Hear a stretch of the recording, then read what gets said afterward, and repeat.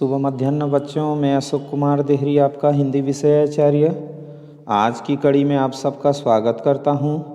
आज हम कक्षा 12वीं विषय हिंदी वितान भाग 2 के अंतर्गत देखेंगे पाठ अतीत में दबे पांव, जिसका शाब्दिक अर्थ होता है प्राचीन काल के अवशेष या फिर मोहनजोदड़ो की कहानी कह सकते हैं। मोहनजोदड़ो अर्थात मुर्दों का जो टीला होता है, और इसका जो संबंध है पाकिस्तान के सिंध प्रांत में जो पुरातात्विक स्थल है उससे भी लिया जा सकता है, या फिर अतीत में दबे पांव कहने पर बात के काल की कोई घटना है या जो परिपक्व दौर रहा था या समृद्ध काल जिसको कह सकते हैं उस जमाने की कोई बात है, ऐसा कह कर के हम जानते हैं जब हम कहते हैं अतीत में दबे पांव। तो पाठ को शुरू करें इससे पहले मैं आपसे अनुरोध करना चाहूँगा कि यदि अब तक आपने हमारे चैनल अशोक कुमार देहरी हिंदी क्लासेस को सब्सक्राइब नहीं किया है तो प्लीज़ कर लीजिए, लाइक कीजिए, कमेंट कीजिए और शेयर भी कीजिए। और यदि आपने सब्सक्राइब कर रखा है तो कोई आवश्यकता नहीं, क्योंकि सब्सक्राइब एक बार होती है, लाइक कमेंट शेयर बार बार होते हैं। तो आइए देखते हैं अतीत में दबे पांव, जिसे लिखा है ओम थानवी ने। आइए पढ़ते हैं। अभी भी मोहनजोदड़ो और हड़प्पा प्राचीन भारत के ही नहीं दुनिया के 2 सबसे पुराने नियोजित शहर माने जाते हैं। तो यहाँ पर आया है मोहनजोदड़ो और दूसरा है हड़प्पा। तो ये मोहनजोदड़ो क्या है? तो मोहनजोदड़ो कहने पर पाकिस्तान के सिंध प्रांत में स्थित जो पुरातात्विक स्थान है जहाँ सिंधु घाटी सभ्यता बसी थी। अब सभ्यता आ गई है तो फिर आप पूछेंगे कि ये सभ्यता क्या होता है। तो सभ्यता शब्द का जो प्रयोग है मानव समाज के सकारात्मक एवं प्रगतिशील और समावेशी विकास को इंगित करता है। मतलब ऐसा काल जिसमें सभी लोग समान रूप से विकास करते रहे हों तो वो सभ्यता कहलाएगा। और सभ्यता का जो प्रयोग है मानव समाज के सकारात्मक प्रगतिशीलता के लिए करते हैं। तो सिंधु घाटी सभ्यता बसी थी। मोहनजोदड़ो का अर्थ है, पहले ही बता चुका हूँ, मुर्दों का टीला। वर्तमान समय में इसे मोहनजोदड़ो के नाम से भी जाना जाता है।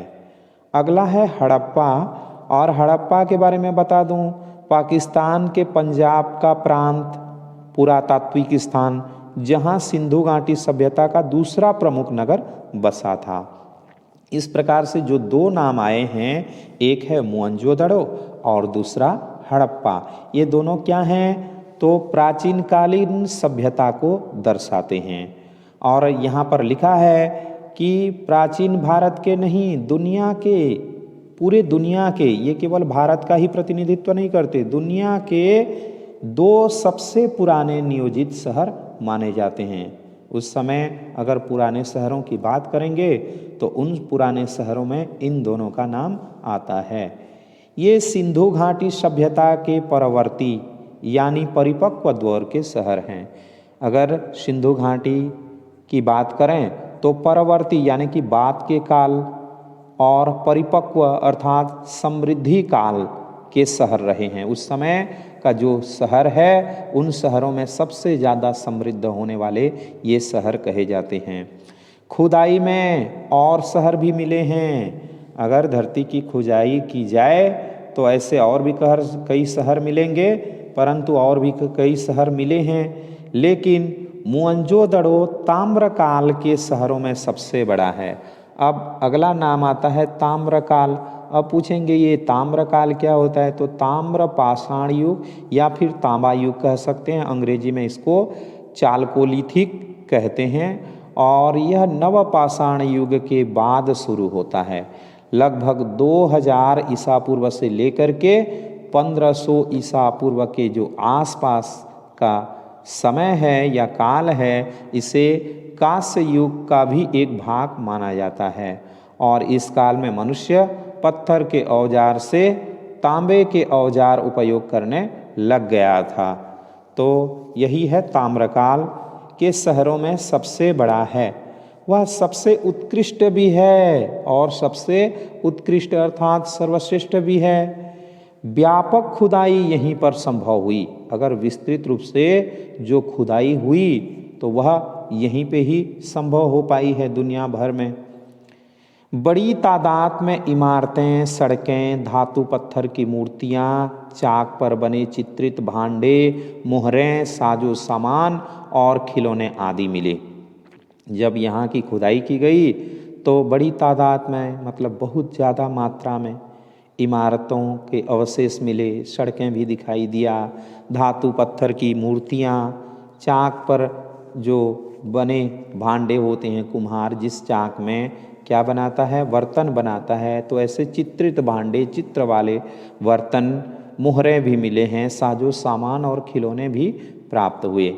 सभ्यता का अध्ययन संभव हुआ और इसी कारण से फिर जो हमारी प्राचीन कालीन सभ्यता है उस समय की स्थिति क्या रही थी शहरों की, उसको अध्ययन करने का अवसर प्राप्त हो सका, संभव हो पाया। उधर सैकड़ों मील दूर हड़प्पा के ज़्यादातर साक्ष्य, और अगला जो है हड़प्पा जो कि सैकड़ों मील दूर है, उसके ज़्यादातर साक्ष्य अर्थात प्रमाण रेल लाइन बिछने के दौरान विकास की भेंट चढ़ गए। मतलब उसी से होकर के रेल की लाइनें बिछा दी गई जिसके कारण से उनकी खुदाई नहीं हो पाया और वह विकास की भेंट चढ़ गए। मोहनजोदड़ो के बारे में धारणा है कि अपने दौर में वह घाटी की सभ्यता का केंद्र रहा होगा। जो लोग मोहनजोदड़ो का अध्ययन किए होंगे उनकी धारणा या विचार है कि उनके दौर में वह घाटी जो है सभ्यता का केंद्र रहा होगा, मतलब सभ्यता का मुख्य बिंदु रहा होगा। जैसे एक देश है हमारा भारतवर्ष है तो इसका जो केंद्र है दिल्ली है, दिल्ली को हम मापते हैं, तो उसी प्रकार से उस जमाने में जो सभ्यता का केंद्र है यही है। एक तरह की राजधानी माना जाता है। यह शहर 200 हेक्टेयर क्षेत्र में फैला था। उस समय की बात करें तो वह जो शहर था 200 हेक्टेयर में फैला था। आबादी कोई 85,000 थी और यदि आबादी की बात करें तो 85,000 तक की थी। जाहिर है 5,000 साल पहले यह आज के महानगर की परिभाषा को भी लांघता होगा। मतलब स्पष्ट है कि 5,000 साल पहले की बात करें तो आज का जो महानगर है उस महानगर की परिभाषा को भी लांघ देता है, मतलब पार कर देता है, क्योंकि आज के महानगरों में भी इतनी आबादी नहीं होती। दिलचस्प बात यह है कि सिंधु घाटी मैदान की संस्कृति थी, अर्थात मनोरंजक बात यह है कि जो सिंधु घाटी थी मैदान की संस्कृति थी। सिंधु घाटी मैदानी संस्कृति मतलब समतल भूमि में निवास करने वाली संस्कृति कह सकते हैं। पर पूरा मोहनजोदड़ो छोटे छोटे टीलों पर आबाद था, लेकिन जो मोहनजोदड़ो बसा हुआ था वह मुर्दों का टीला जिसको कहते हैं, तो टीलों पर ही आबाद था। ये टीले प्राकृतिक नहीं थे, अर्थात प्राकृतिक रूप से बने नहीं थे। कच्ची और पक्की दोनों तरह की ईंटों से धरती की सतह को ऊंचा उठाया गया था। जो टीले होते हैं वास्तव में प्राकृतिक होते हैं, लेकिन यह ऐसे नहीं थे। इसको क्या किया गया था, तो कच्ची और पक्की दोनों तरह की जो ईंटें होती है उन ईंटों से धरती की जो सतह है सतह को ऊंचा उठाया गया था ताकि सिंध का पानी बाहर पसर आए, उससे बचा जा सके और जो सिंधु नदी की पानी है वो बाहर ही आ जाए और बाहर ही रहे। मोहनजोदड़ो की खूबी यह है कि इस आदिम शहर की सड़कों और गलियों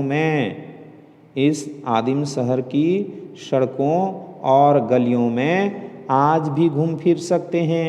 यहाँ की सभ्यता और संस्कृति का सामान भले अजायब घर की शोभा बढ़ा रहा हो, शहर जहाँ था अब भी वही है।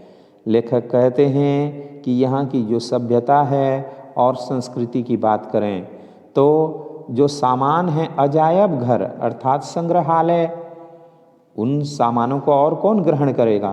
तो भले ही संग्रहालयों में पड़े हुए हैं, उनकी शोभा बढ़ा रहे हैं, परंतु यह शहर जहाँ था अब भी वही है, अब भी पूरी तरह से नष्ट नहीं हुई है।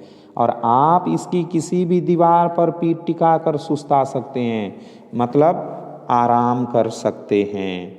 वह एक खंडहर क्यों न हो, किसी घर की देहरी पर पांव रखकर आप सहसा सहम सकते हैं।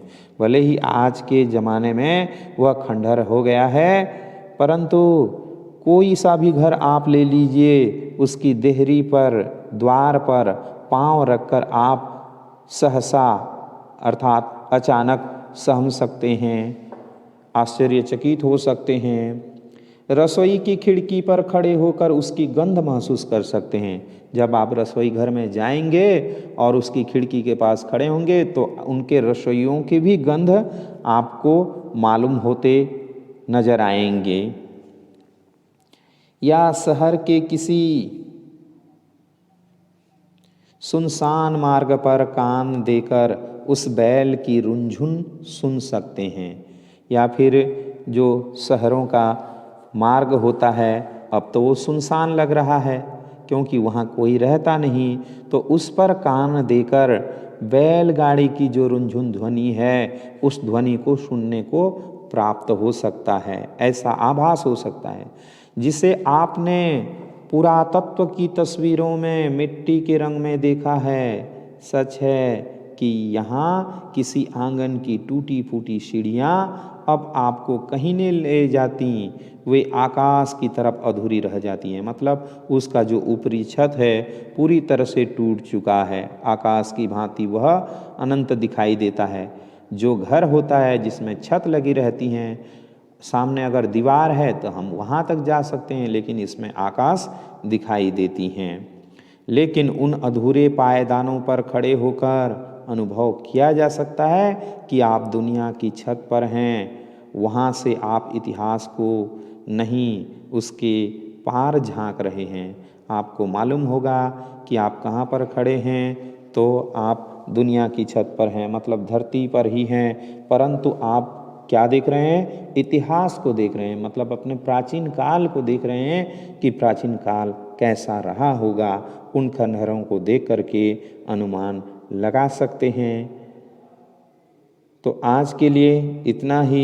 आशा करता हूँ आज का वीडियो आपको ज़रूर अच्छा लगा होगा।